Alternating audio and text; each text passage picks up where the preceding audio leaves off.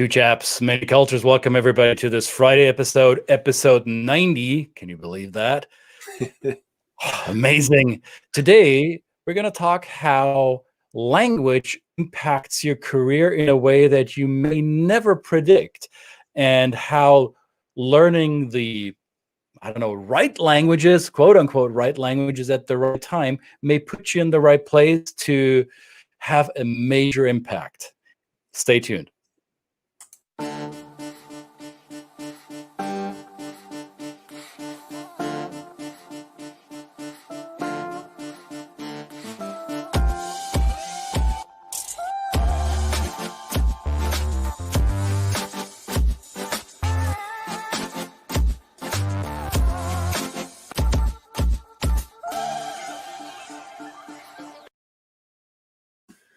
Yes, welcome back.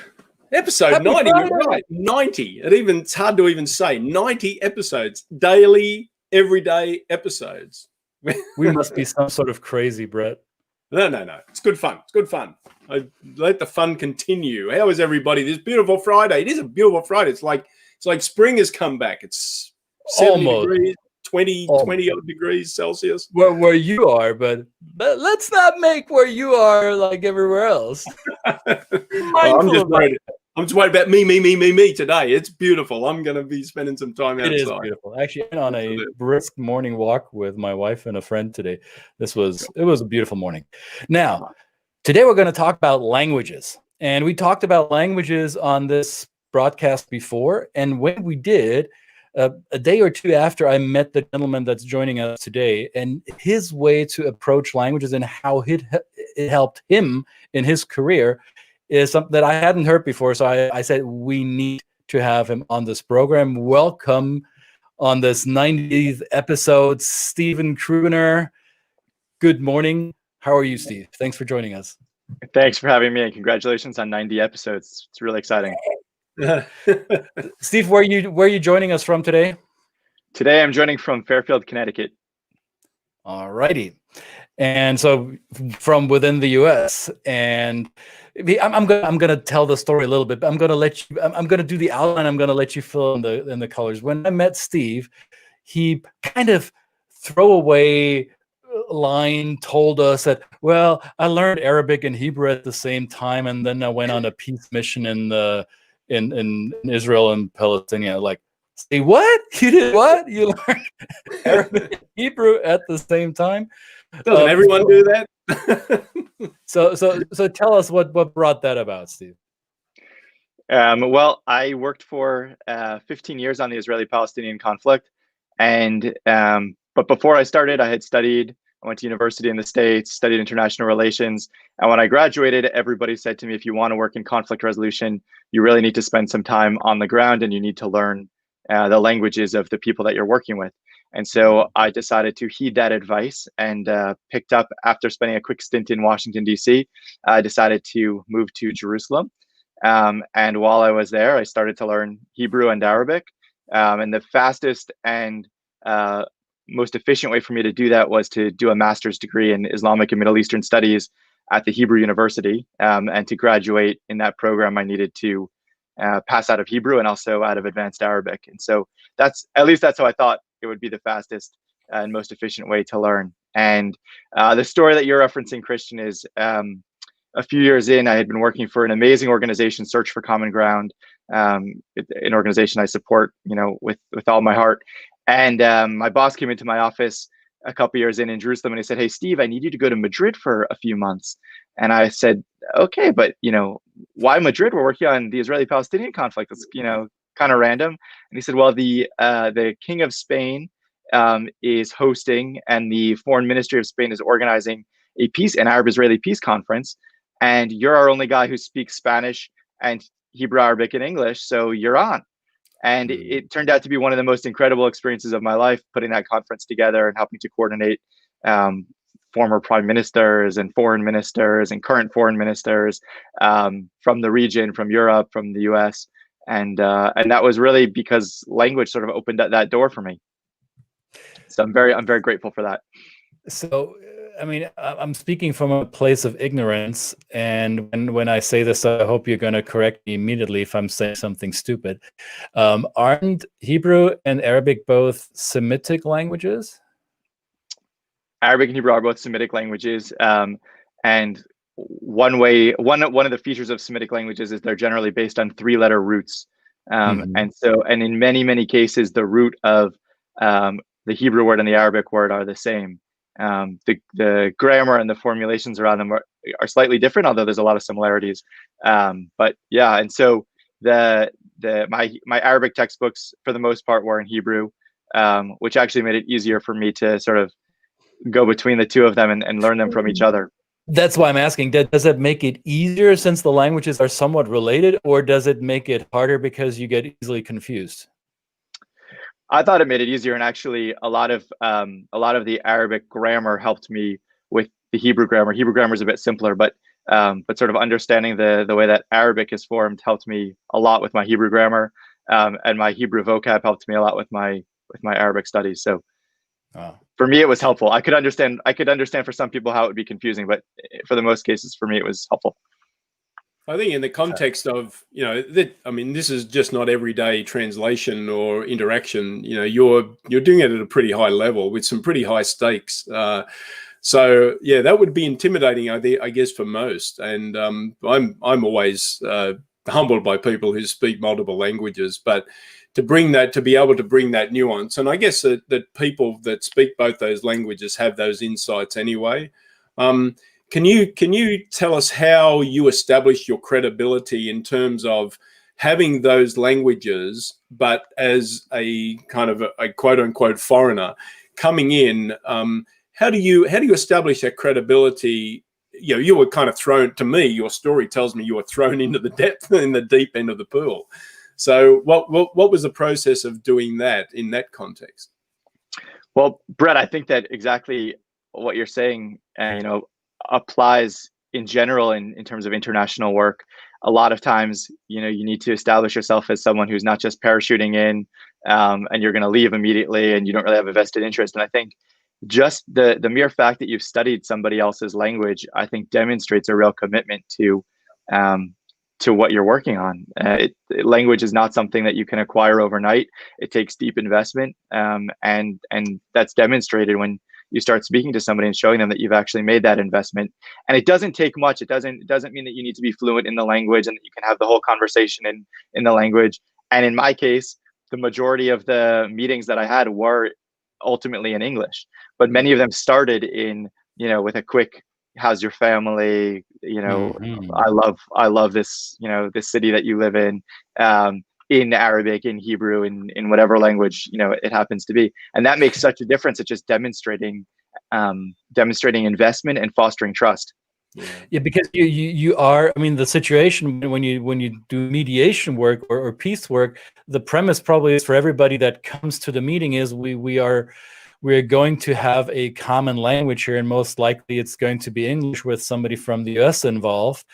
So I think the expectation for many of the participants is already, we're probably not going to do this in my native language, but if you can open up the room, if you can do the trust and rapport building in the beginning in every native language that is represented in the room, then I would argue that goes quite a long way in establishing trust in that room, correct?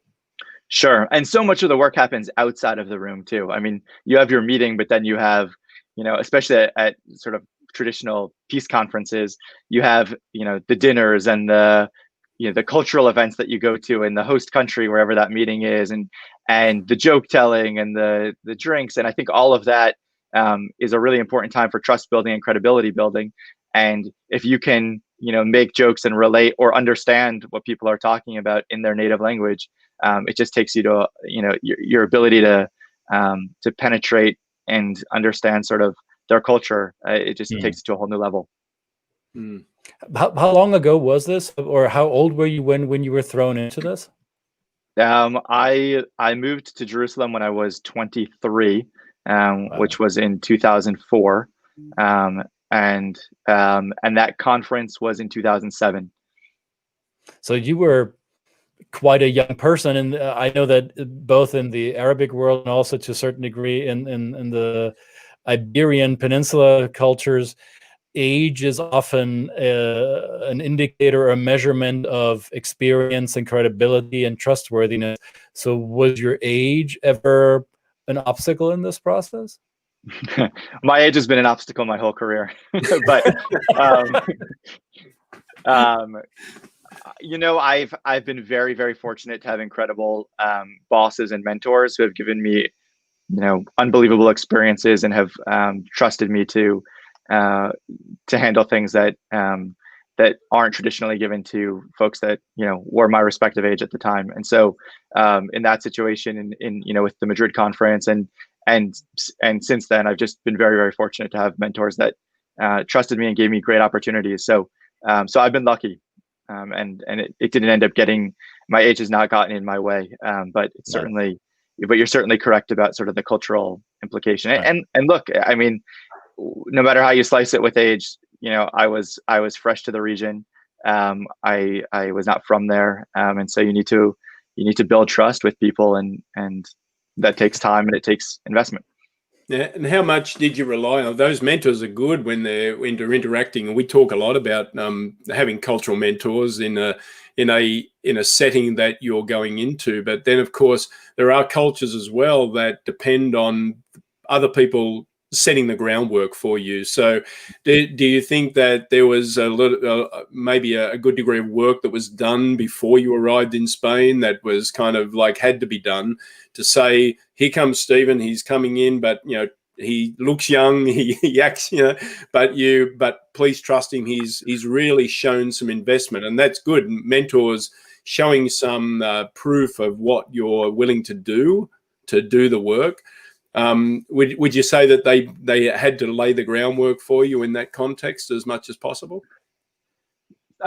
You know, some things happen behind doors that you don't know about. So right. I would assume so. I mean, I think in general, good bosses, good mentors, you know, set you up for success. So I'm sure some of that happened. And then again, in the policy world, there are a lot of young people doing a lot of hard work to make big things happen. So so it's not so uncommon to have younger staff coordinating and doing things also in the opposite direction to set their bosses up for success. So so it's not so uncommon that political leaders engage with younger staff. So you know, it cuts both ways. And then the other piece of it is a lot of the work, you know, even with that Madrid conference, a lot of the work that I was doing and that my colleagues were doing, you know, a lot of the invitations and things were taking place over phone and email. So there's a lot of work that happens that you lay your own groundwork before you even meet people and they know how old you are and things like that. But I do think it's important. And for young people who are listening, I do think there are a lot of opportunities in policy and politics for young people to make a really big difference. And age will not be an obstacle. I want to honor our audience who are commenting here. Patricia in Florida is stopping by to say hello, and she lives languages. Happy Friday, yes, and thank you, Patricia. And here Arthur Krüger on LinkedIn says he's done this for more than 20 years auf Deutsch and Français, Italiano, Portuguese, and Svenska and Norsk, and a few others. Teilweise, he says, teilweise stümperhaft, meaning partly like an imbecile, but all this happily myopic in the energy industry. All right, beste Grüße. Thank you, Arthur, for commenting. Now, you mentioned, Steven, that you moved to Jerusalem, and as someone who hasn't been to Israel, I only rely on hearsay and study and other people's storytelling. I've heard that Israel is a country that there may be misperceptions around the world what the country is like, and that Jerusalem and Tel Aviv are probably the diametrically opposed gravital centers of Israeli culture. So tell us about what the difference is between Tel Aviv and Jerusalem. It's a great question. And a lot of people, you know, especially if you're from one or the other, will associate themselves and say, you know, I'm a Jerusalemite, I'm a Tel Aviv, you know, I'm from Tel Aviv, because it says so much about you. And I think both are magical places. Jerusalem is a city that that is, a crossroads of antiquity and modernity, of the three major Abrahamic religions, Judaism, Christianity, and Islam, cross through Jerusalem. Just geographically, sort of Asia, Europe, and Africa all cross through Jerusalem. And so you get so much at that crossroads that's taking place culturally, historically, in terms of religion. I mean, there's a real pulse to the city where you can feel that. I also think you can feel the pulse of the conflict, the Israeli-Palestinian conflict in Jerusalem. Whereas Tel Aviv is it just turned 100 years old a few years ago. It's a new city. It is on the water, on the Mediterranean, and it's got it's a beach city. It's the heart of high tech. Comes out of Tel Aviv. And so it's a real different culture and atmosphere. And they're only 45 minutes apart, but you're traveling sort of, across space and time between them. Yeah, you have a city 100 years old on the Mediterranean coast, and the other city that's what, 3,500, 4,000 years old. Right, exactly. Less than an hour away. Exactly. Wow. It's time travel in its purest form, pretty much. Yes. Yeah. Yes. Now, I have another typical interculturalist question, because it is in our circles, and Brett and my circles, it's a fairly well established fact that there is a handful of what we refer to as so-called quote unquote nation cultures, even though there is no such thing. But we know there is a behavioral tendency in a handful of countries to communicate in a super direct manner. And Israel is one of those handful. Germany, Netherlands, Russia, Israel, maybe, I don't know, Denmark and Austria, you can lump those in there as well, probably. So coming from the United States, a country that thinks of itself as being fairly direct in its communication style, did you find that to be true, that Israelis took you by surprise with their directness? Well, just as you had heard that Israelis were direct, I had also heard that going in. So it wasn't a total shock, but Americans have nothing on Israelis in terms of their directness.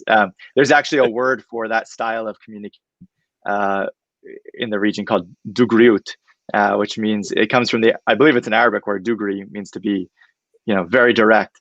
And some people attribute that to the socialist nature of, the origins of Israel, and everybody is sort of equal level. So let's just get to the point and say what we want to say. We don't need sort of some of the niceties, or we call them niceties, which I guess has a connotation. That word has a connotation that it's, a good thing. But the opposite is not nice.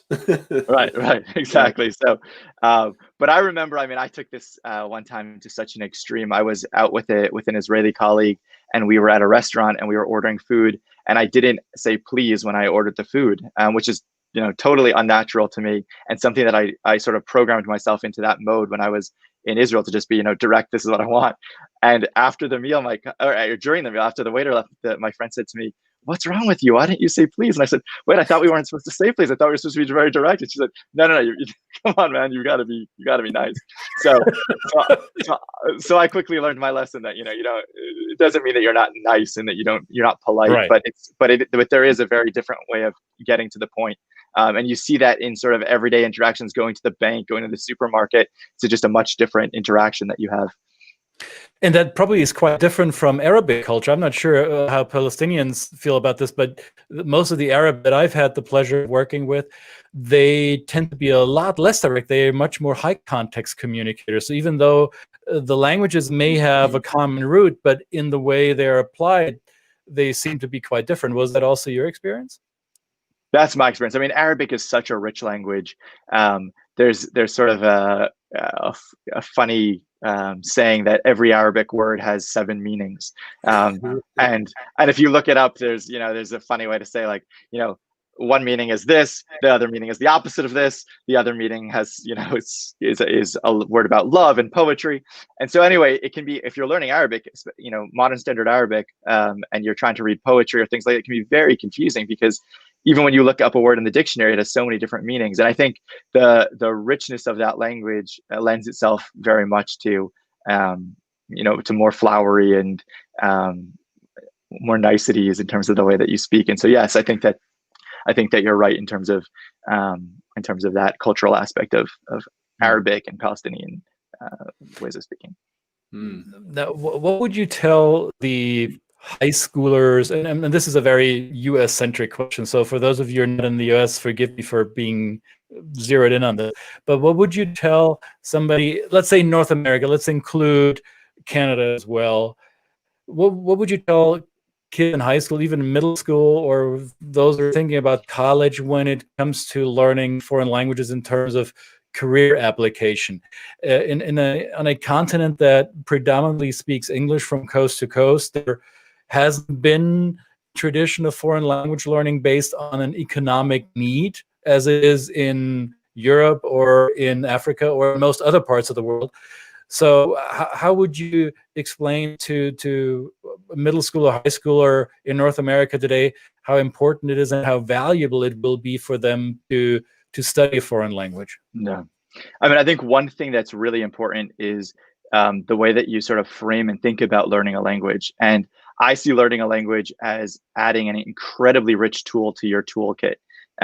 Just like if you learn to code or if you learn any skill that you can apply directly to something, I think language is one of those skills that is going to unlock all sorts of opportunities for you. And we've spoken about some of those opportunities that I've had because of language. But if you think of it as a skill and a tool that's going to help you, I think that's a really important mindset to go into learning a language with. The other thing is that in today's world is so interconnected.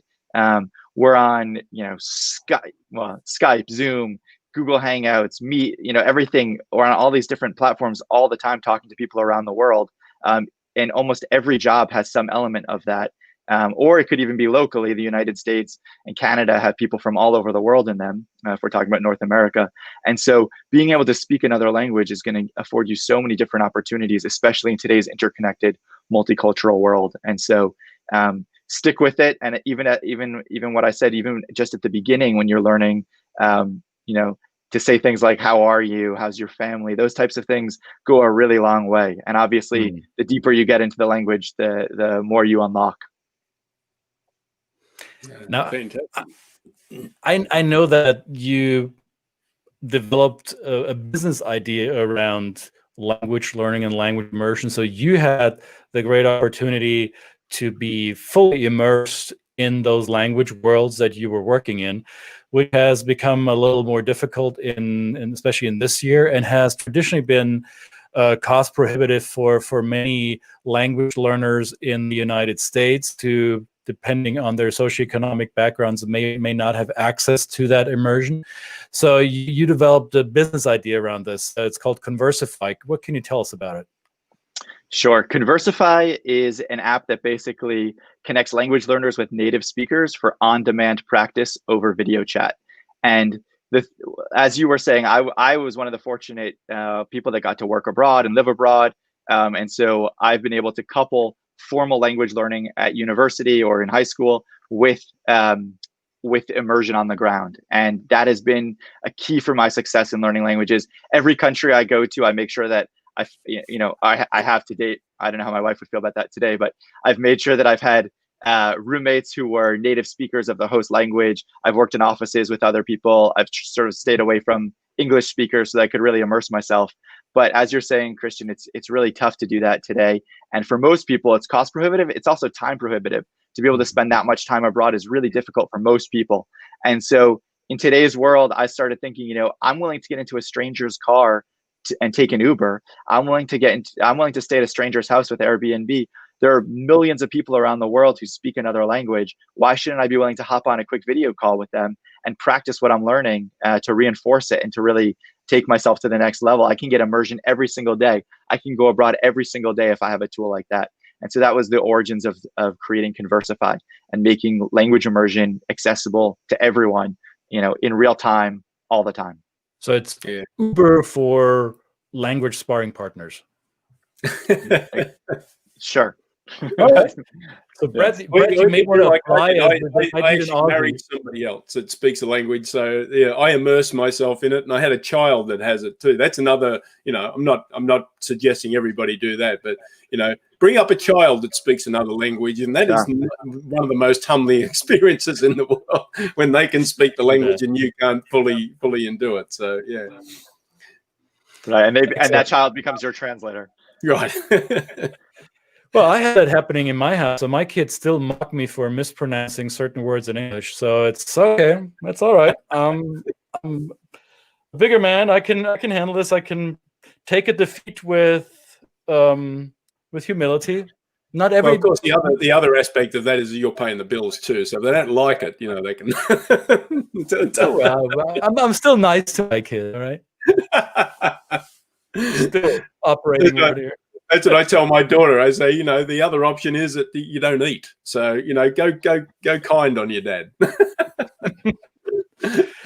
Steve, it was a pleasure having you here on this Friday episode. It is. We talked about this before, Steve. It is Shabbat, and it doesn't prevent you from being here. But those of you out there, Shabbat Shalom, and I want to say I'm going to try my best to do the language greetings that you will correct me on. So it's Assalamu alaikum in Arabic, right? Yeah, very good. And Hebrew it would be, I guess, Shalom, or is there an extended version of that? Yeah, Shalom Aleichem is the equivalent of Assalamu alaikum. Shalom Aleichem. Okay. Okay. And in Spanish, it would be, buenos dias, I guess, or buenos. Yeah, you can say buenos dias. Or how do you say "may peace be with you" in Spanish? Is there a phrase like this in Spanish? There's not a phrase that I know. I mean, you could say it, but I don't think it's not. Wouldn't make sense. That I know of. I'm sure in some cultures there are, and I don't know of an expression to say that. That's a salutation. So, Steve, how do you say "have a good weekend" in those three languages? Because that will be our send-off for our audience. Well, we'll do that one in Spanish. Que tienen un buen fin de semana. Muchas gracias. Hasta pronto. A las lunes, I guess, on Monday, we'll be back with episode 91. Thanks, everybody. 2 Chaps, many cultures, episode 90. Thanks, Stephen, for taking time. Thanks, Brett. Thanks so much. Have a good weekend. See you on Monday, y'all. Take care. See you guys. Bye.